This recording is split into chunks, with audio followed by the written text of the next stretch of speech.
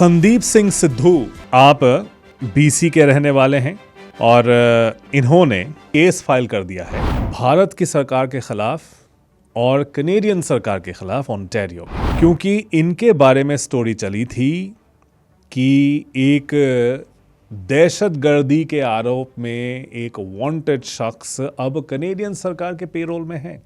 इनके बारे में ये इनका दावा है कि अफवाह उड़ाई गई, ये दरअसल एक दहशतगर्द हैं, एक टेररिस्ट हैं जो कनेडियन सरकार के लिए काम कर रहे हैं, उनके पेरोल पर हैं और वो एक खूंखार आतंकवादी है, ड्रेडेड टेररिस्ट, जिसको बहुत लोग लश्कर नोएडा बोलते हैं आजकल। जैसे कि लश्कर तैयबा है, एक दहशतगर्द ऑर्गेनाइजेशन है, एक टेररिस्ट ऑर्गेनाइजेशन है जिसने सिर्फ आतंक फैलाया है भारत में, पाकिस्तान बेस्ड है ये। जिस देश तो आए आ ਉਹ ਦੇਸ਼ ਕਿਦਾਂ ਬਿਹੇਵ ਕਰ ਰਿਹਾ ਤੇ ਜਿਸ ਦੇਸ਼ 'ਚ ਆ ਕੇ ਸਿਟੀਜ਼ਨਸ਼ਿਪ ਤੱਕ ਲੈ ਲਈ ਹੈਗੀ ਆ ਉਹ ਦੇਸ਼ ਕਿਦਾਂ ਜਿੱਦਾਂ ਤੁਹਾਨੂੰ ਲਾਵਾਰਿਸ ਜਿਹਾ ਕਰਕੇ ਛੱਡ ਦਿੰਦਾ ਹੈਗਾ ਆ। ਐਜ ਕਟਿੰਗ ਟੈਕਨੋਲੋਜੀ ਜਹਾਜ਼ਾਂ 'ਚ ਹੈ ਨਹੀਂ ਗੀ ਤੇ ਉਹਦੇ ਕਰਕੇ ਜਿਹੜਾ ਇਹਨਾਂ ਦਾ ਤਾਲਮੇਲ ਨਹੀਂ ਹੋ ਸਕਦਾ। ਇਹ ਆਸ ਆ ਵੀ ਜਿਹੜਾ ਅਮਰੀਕਾ ਆ ਉਹ ਕੈਨੇਡਾ ਦਾ ਸਾਥ ਦਊਗਾ ਤੇ ਸੋ ਜਾਨੀ ਕਿ ਉਹ ਸਟੈਲਥ कैपेबिलिटी वाले। नरेंद्र मोदी साहब के भक्त एक ऑनलाइन इन्फ्लुएंसर हैं और एक रिटायर्ड फौजी हैं जिनके 7.5 लाख फॉलोअर्स हैं। उन्होंने यूट्यूब पे एक वीडियो डाल दिया था जिसमें संदीप सिंह सिद्धू पर इल्ज़ाम लगा दिया कि ये तो एक जाने माने दहशतगर्द हैं, इनका नाम टोरंटो सनी है। में बात करना ज़रूरी है और ये एक बड़ी स्टोरी भी है, वैसे डेवलपिंग स्टोरी है कुछ मायनर में। अगर आप देखें, संदीप सिंह सिद्धू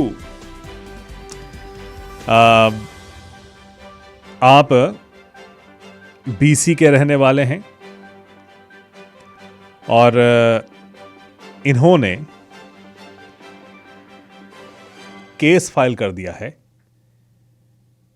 भारत की सरकार के खिलाफ और कनेडियन सरकार के खिलाफ ओंटारियो में, क्योंकि इनके बारे में स्टोरी चली थी कि एक दहशतगर्दी के आरोप में एक वांटेड शख्स अब कनेडियन सरकार के पेरोल में है।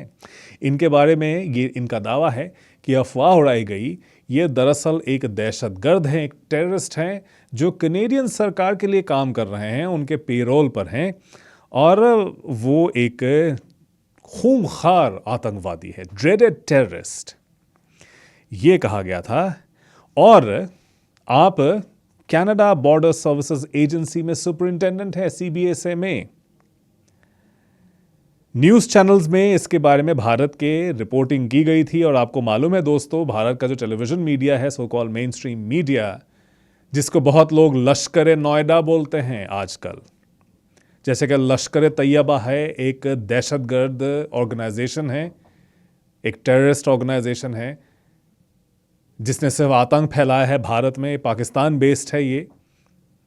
उसी तरह से लश्कर नोएडा जो है भारत का मेन स्ट्रीम टेलीविज़न मीडिया है जो कि अपने ही देश के लोगों के खिलाफ वो आतंक फैलाता है, ऐसा इल्ज़ाम उस पर लगते हैं। अब कुछ प्रोग्राम्स में इनके बारे में लिखा गया था, टेलीविज़न में बैनर्स भी लगे कि Trudeau's tax funded terrorist, Canada rewards assassin. इसको कहा गया था कि यही दरअसल डर्टी कनेडियन सीक्रेट है कि इस तरह से जो है लोग कनेडियन सरकार में दाखिल हो रहे हैं जबकि ये है दहशतगर्द। और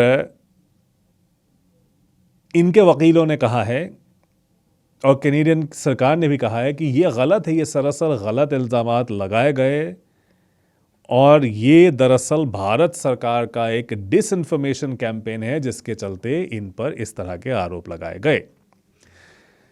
सिद्धू बीसी की रिहाइश है इनकी, हमेशा यही रहे, ताउम्र बीसी में ही रहे हैं संदीप सिंह सिद्धू। अब उन्होंने कनेडियन सरकार को सू कर दिया है और भारत की सरकार को भी। आज इनका केस दर्ज हुआ है, आज मंगलवार को ओंटारियो के एक कोर्ट में इन्होंने अपना मुकदमा दर्ज किया है और इल्ज़ाम लगाया है भारत की सरकार पर कि इसने बहुत गैर जिम्मेदारी दिखाते हुए सिद्धू को एक चेहरा बना दिया उसके कैंपेन का, ताकि वो कनाडा को जलील कर सके। और कैनेडियन सरकार को सू किया है ये कहते हुए कि सब कुछ जानते हुए भी कनाडा की सरकार उनका बचाव नहीं कर पाई, जिस वजह से मजबूरन उनको छुपना पड़ गया था। क्योंकि भारत में ये मांग की गई थी कि इसको पकड़ लिया जाए, और ये कह रहे हैं कि इनको मार दिया जाए। ये भी ऐसा कैंपेन चलाया गया था इनके मुताबिक।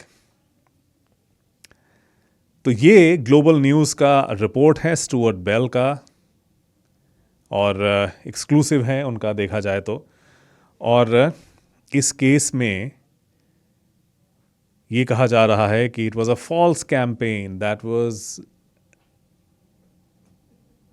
run by the Indian government and to discredit the Canadian government। Canada को जलील करने के लिए इनको एक जरिया बनाया गया, इनका एक एग्जाम्पल किया गया। संदीप सिंह सिद्धू CBSA में सुपरिंटेंडेंट थे,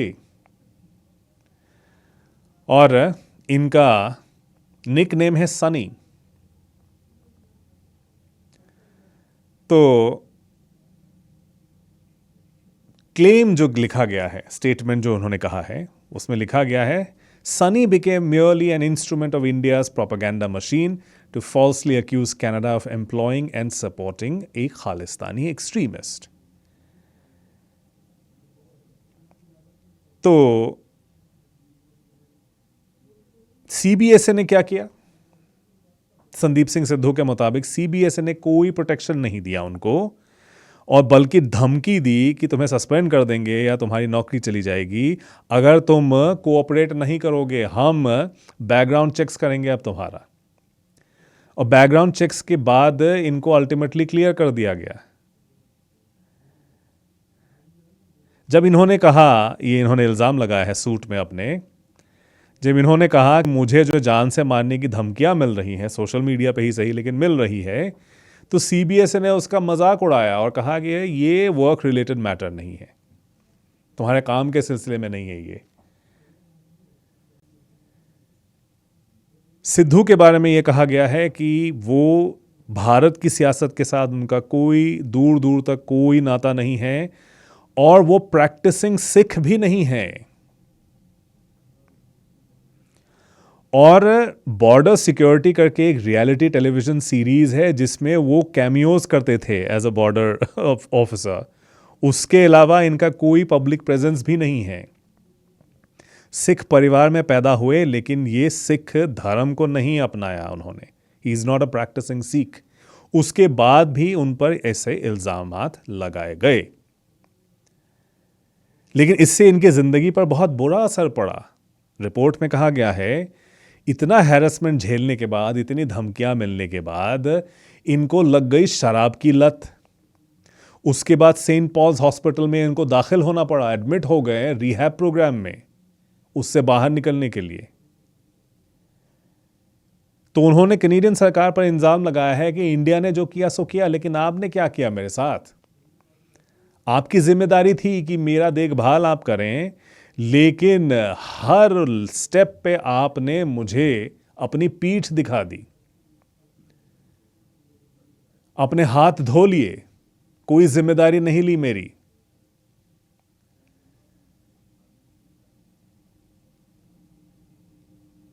तो अब देखिए कि ऐसे वक्त में ये आया है जब मार्कानी साहब की सरकार कोशिश कर रही है भारत के साथ बेहतर ताल्लुकात हो भी गए हैं। बहुत कुछ लोगों को आपत्ति ज़रूर है, लेकिन नेशन स्टेट्स उस तरह से नहीं फंक्शन कर सकते। वो आर्ग्यूमेंट एकदम वैलिड है कि at some point you all need to have a dialogue और dealings with the government over there. और ये BC की सरकार पे भी लागू है, बाकी सरकार सूबे की सरकारें जो हैं वो कोशिशें कर रही हैं। वो सारे आर्ग्यूमेंट्स वैलिड हैं, लेकिन इस वाले केस में ये एक काफ़ी शॉकिंग है। वैसे अगर आप पूरा रिपोर्ट देखिएगा, ये ग्लोबल न्यूज़ पर अवेलेबल है।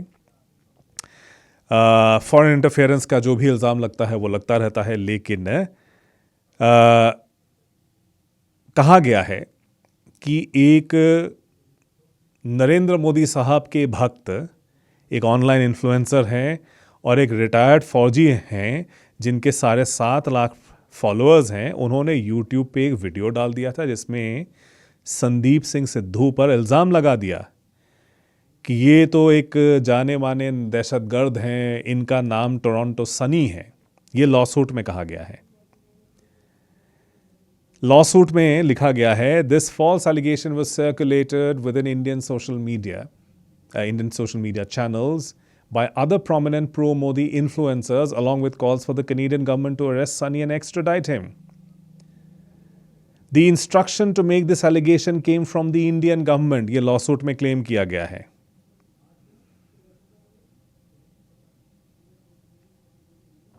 तो ये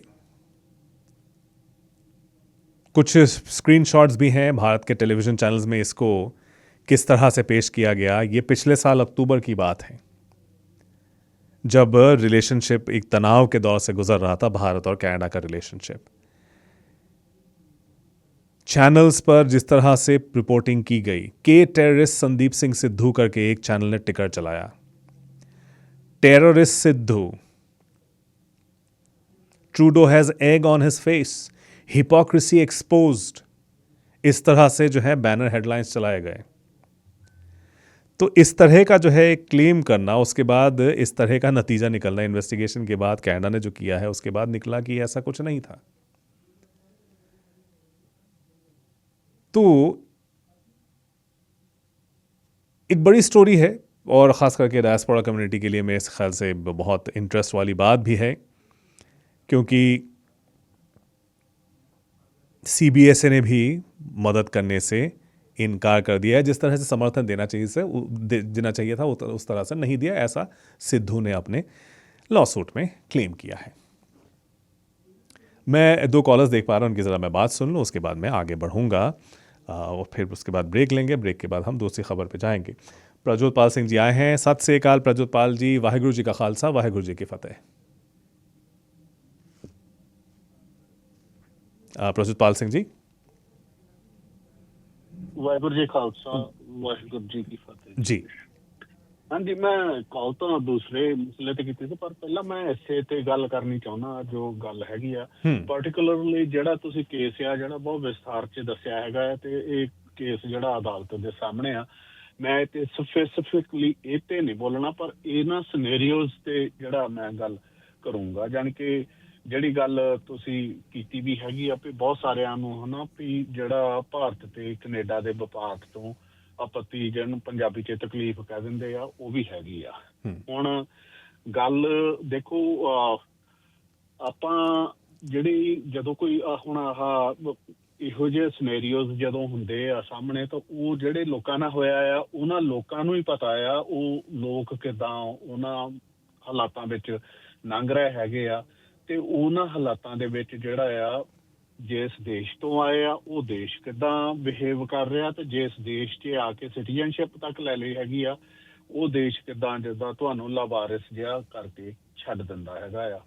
ਤੇ ਉਸ ਵੇਲੇ ਫਿਰ ਜਿਹੜਾ ਜਦੋਂ ਤੁਸੀਂ ਕੋਈ ਗੱਲ ਦੇਖਦੇ ਆ, ਹੁਣ ਜਿੱਦਾਂ ਜੇ ਕੈਨੇਡਾ ਨੇ ਵਪਾਰ ਕਰਨਾ ਭਾਰਤ ਨਾਲ, ਜੀ ਸਦਕੇ ਕਰੇ, ਉਹਦੇ ਵਿੱਚ ਕਿਸੇ ਨੂੰ ਕੋਈ ਤਕਲੀਫ ਨਹੀਂ ਹੈਗੀ।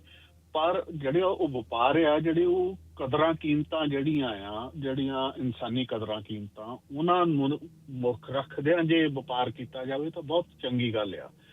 ਹਾਂ, ਤੁਸੀਂ ਦੂਜਾ ਕਿੰਨਾ 10, 20, 50 ਬਿਲੀਅਨ ਦਾ ਵਪਾਰ ਕਰਨਾ, ਮੇਰੇ ਖਿਆਲ 50 ਬਿਲੀਅਨ ਦਾ ਇੰਨੀ ਭਾਰਤ ਨਾਲ जी 23 बिलियन का अभी का है, लेकिन 50 बिलियन तक ले जाने की बात कही गई है 2035 तक। जी ਹਾਂਜੀ, ਬਹੁਤ ਵਧੀਆ ਆ ਗੱਲ। ਜਿਹੜਾ ਉਹਦੇ ਵਿੱਚ ਜਿਹੜਾ ਜਿੱਥੋਂ ਅਸੀਂ ਆਏ ਹਾਂ ਉੱਥੇ ਸਾਡੇ ਪਰਿਵਾਰ ਜਿਹੜੇ ਡਿਵੈਲਪ ਹੋਣੇ ਹੈਗੇ ਆ ਉਸ ਵਪਾਰ ਨਾਲ, ਇੱਥੇ ਸਾਡਾ ਜਿਹੜਾ ਆ ਅਸੀਂ ਉਹਦੇ ਵਿੱਚ ਡਿਵੈਲਪ ਹੋਣਾ।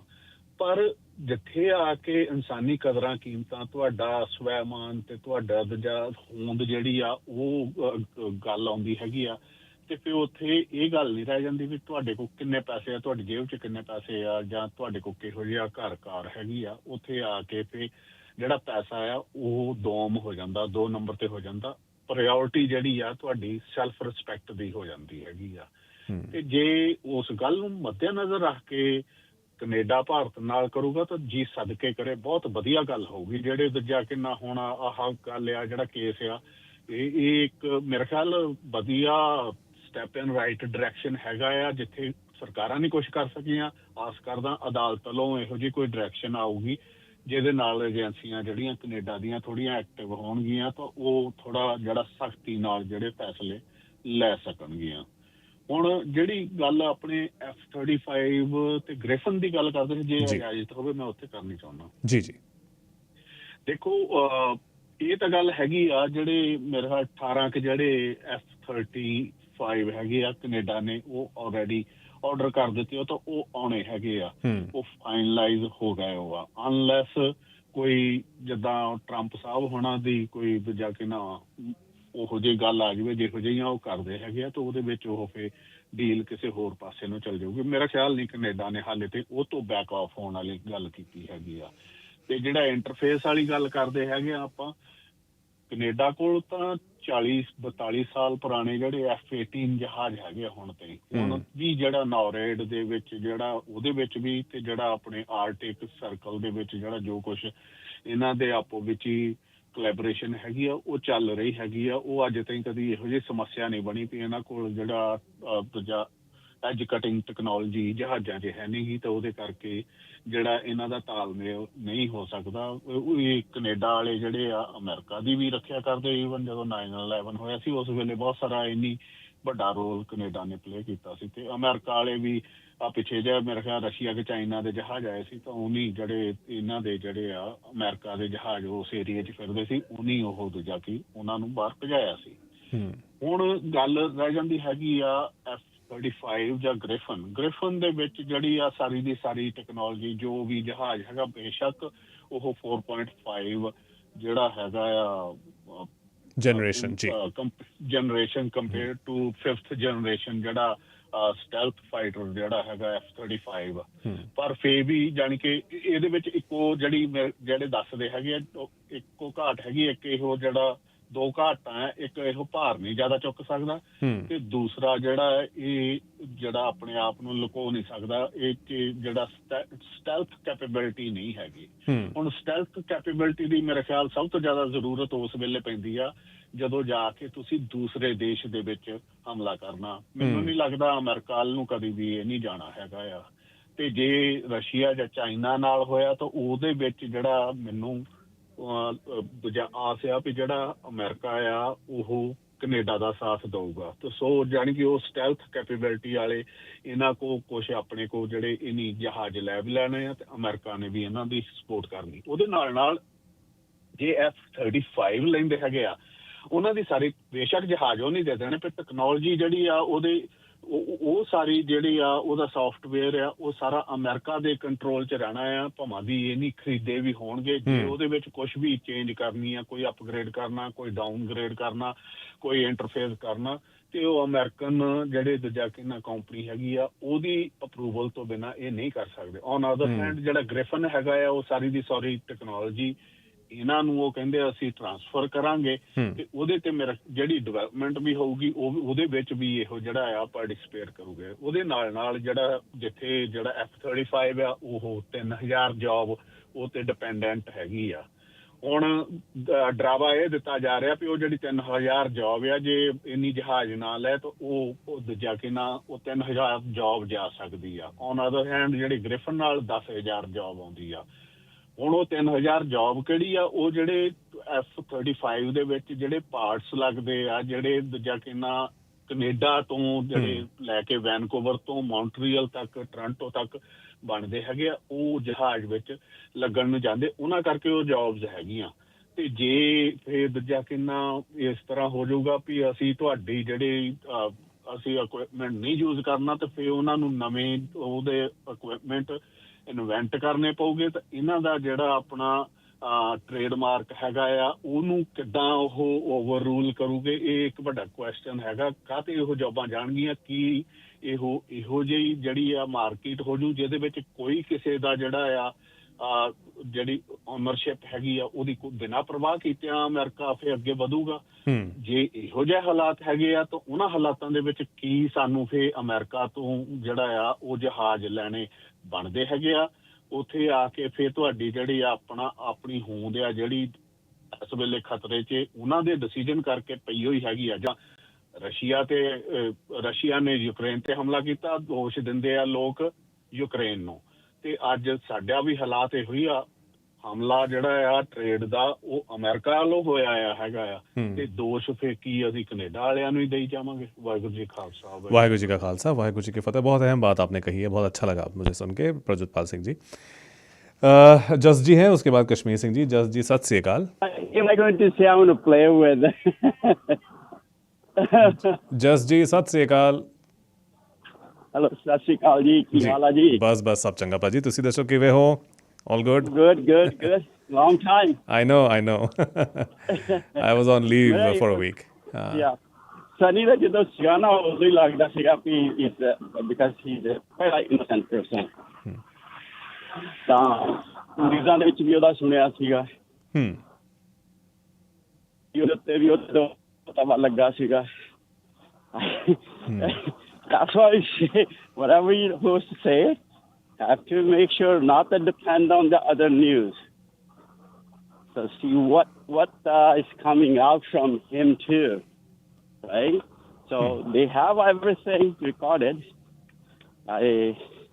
I hope he will get the justice, as his name was quite thrown into the garbage bag, right? So ਏਦਾਂ ਨਹੀਂ ਹੋਣਾ ਚਾਹੀਦਾ। ਜਿਹੜਾ ਬੰਦਾ ਹੋਵੇ ਸਹੀ ਹੋਵੇ ਉਹਨੂੰ ਜ਼ਰੂਰ ਤੁਸੀਂ ਏਦਾਂ ਕਰੋ। ਜਿਹੜਾ ਬੰਦਾ ਨਹੀਂ ਹੈਗਾ ਉਹ ਆਈ ਡੋਂਟ ਥਿੰਕ ਸੋ ਉਹ ਜਿਹੜਾ ਮੇਜਰ ਆਪਣੇ ਆਪ ਨੂੰ ਹਾਇਆ, I don't think how the Indian army hire him as a major. नहीं, आई थिंक आई अंडरस्टैंड जिनके बारे में बात हुई ना, तो this one is a guy who left the army and he has become a right wing influencer. He visits all kinds of TV channels and says all kinds of things. In fact, he was among those people who celebrated the fake news live on studio that Indian forces have entered Islamabad, they have bombed Karachi when the Operation Sindhu was going on. So this was the same guy who's being talked about, I think. His no name has been taken, but I'm guessing that is the same guy. Yeah. Hello. I think I'm in a bad area. Yeah, you're breaking up a little bit. So you could just call back once you are in a better area. Kashmir Singh ji, Sat Sri Akal. Mani ji ਸਤਿ ਸ੍ਰੀ ਅਕਾਲ ਜੀ। ਸਭ ਤੋਂ ਪਹਿਲਾਂ ਮੈਂ ਤੁਹਾਨੂੰ breaking news ਦੇਣੀ ਸੀ। ਅੱਜ ਤੋਂ 20 ਮਿੰਟ ਪਹਿਲਾਂ ਮੈਂ ਕਾਲ ਕੀਤੀ ਸੀ। ਮੈਂ ਹਾਂਗਕਾਂਗ 'ਚ ਬਿਲਡਿੰਗਾਂ ਨੂੰ ਅੱਗ ਲੱਗੀ ਦੇਖੀ ਸੀ। ਤਾਂ ਉਹ ਮੇਰੇ ਰੂਮ 'ਚੋਂ ਮੈਂ ਬੈਠਾ ਸੀ ਤਾਂ ਮੈਨੂੰ ਉਹ ਜਿਹੜੀ ਹਾਈ ਰਾਈਜ਼ ਬਿਲਡਿੰਗ ਹੈ ਨਾ 120 ਦੇ ਉੱਤੇ ਉਹਦੇ ਆਸ-ਪਾਸ ਹੋ ਸਕਦਾ ਜਾਂ ਉਸ ਬਿਲਡਿੰਗ ਦੇ ਵਿੱਚ ਅੱਗ ਲੱਗੀ, ਧੂੰਆਂ ਬਹੁਤ ਨਿਕਲਦਾ ਸੀ। ਪਰ ਉਹ ਤਾਂ ਹੁਣ ਚਲੋ ਮੁੱਕ ਗਿਆ, ਹੁਣ ਧੂੰਆਂ ਵੀ ਖਤਮ ਹੋ ਗਿਆ। ਤੁਸੀਂ ਹਾਂਗਕਾਂਗ 'ਚ ਥੇ ਉਸ ਟਾਈਮ पे?